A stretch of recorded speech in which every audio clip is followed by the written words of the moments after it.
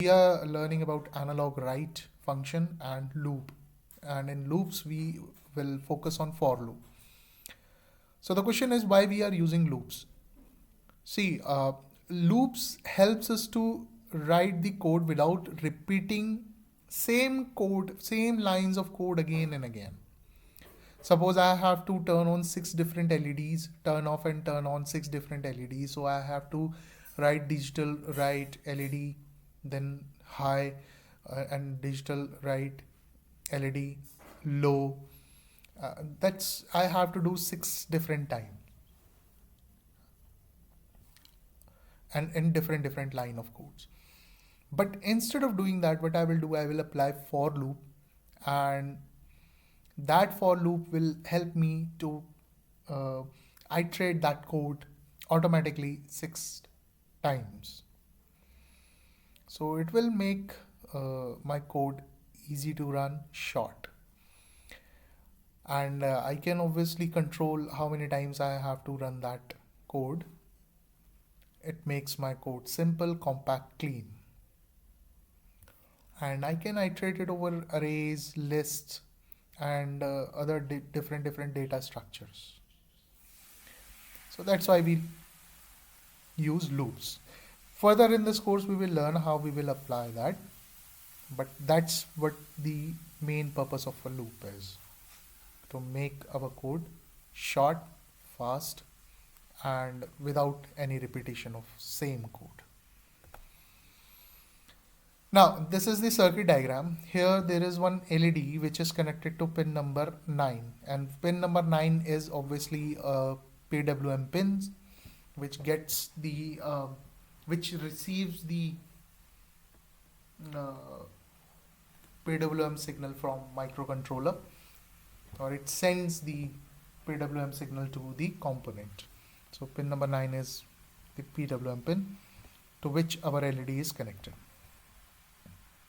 So we want to increase and decrease the brightness of this LED gradually, and one way to do this is for 255 times I have to analogWrite this pin high, and 250 times I have to run this low code, right? So which is just impossible, and it's not worthy to do that. So instead of doing that, we will apply for loop, and because we are using analog pin, and yes, analog pin unlike the digital pin doesn't send 0 and 1 code, 1 signal. It smoothly fluctuates between different voltages, and it modifies the pulse width. So we will use analogWrite instead of using digitalWrite, because it will send different values to our LEDs to increase the brightness, to decrease the brightness, instead of sending 0 and 1. So we will use analogWrite. So when we have to send analog signals, we use analogWrite. Whenever we send the digital signal, we use digitalWrite. Let's move further. Now, as I told you, PWM stands for Pulse Width Modulation. It modifies the duty cycle of a digital signal. It sends the digital signal, but a modified one, okay, which acts similar to adjusting the voltage, right? Let's not dive into the theory much, because robotics is all about hands-on thing. So let's move further. So here, as I told you, to send these modified signal to pin number 9, we will use analogWrite function, because these signals are not digital functions.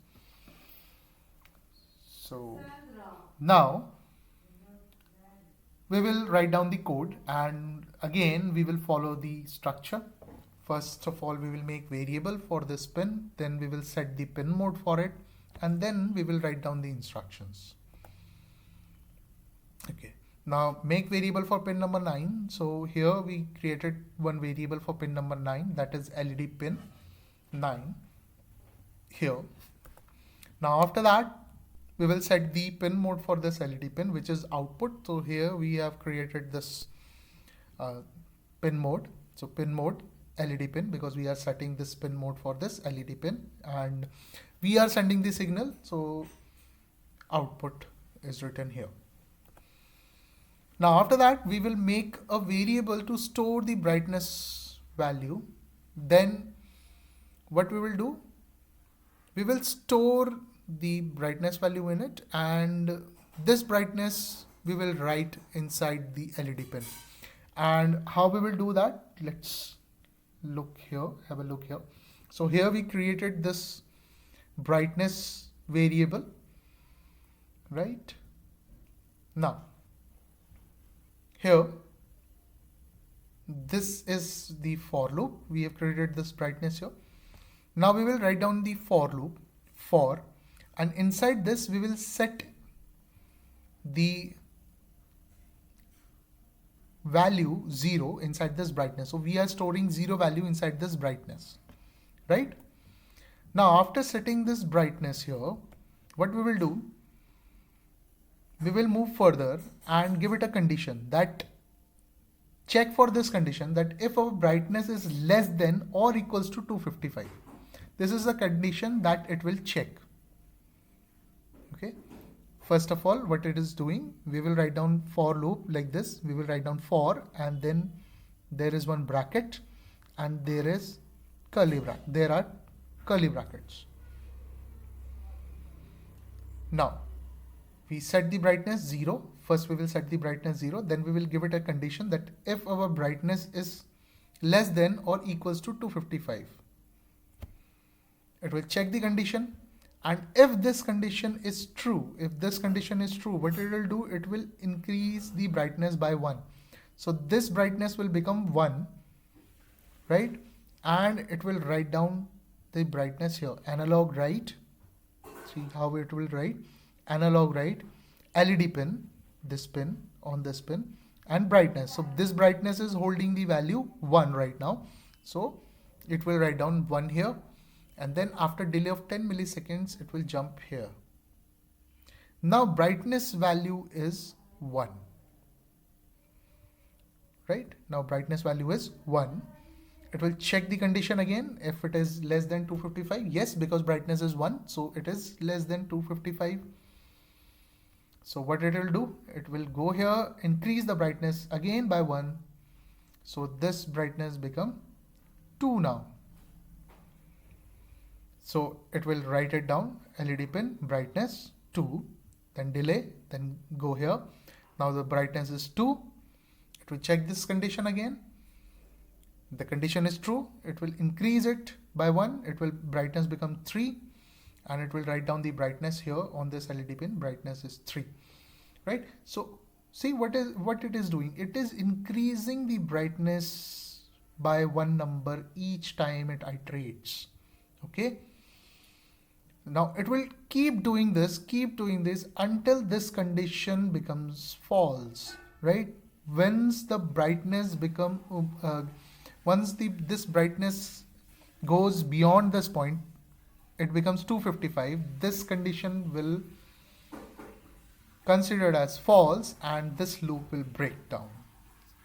Okay, so brightness 255 means the LED will, that time this LED will be on its full capacity, lighting on its full capacity, right?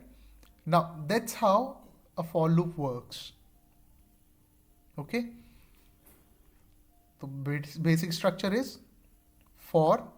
Inside this we will give it one variable which will store the value of 0. Then what it will do, it will check for the condition, and if this condition is true, then it will increase it by 1. This is increment, double plus sign is increment.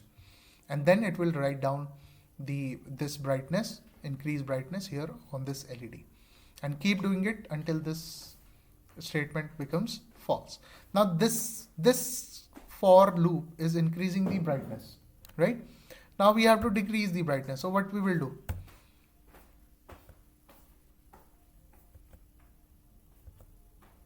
Here.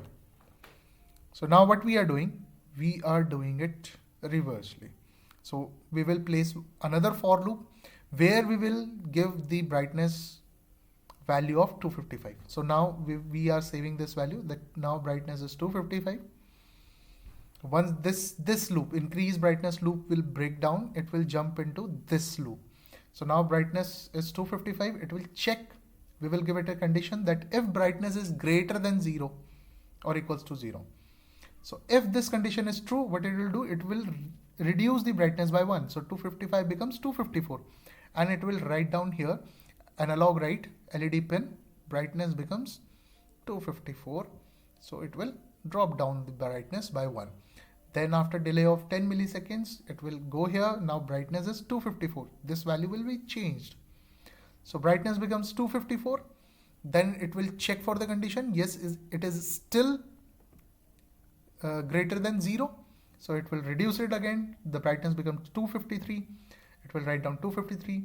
It will now, by doing this, after doing this, it will jump here again.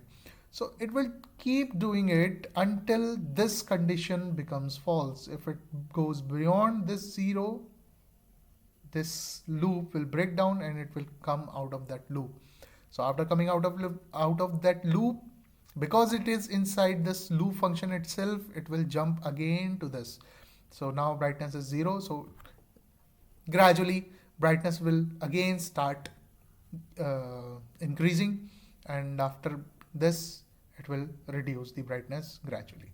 So that's how the loop works.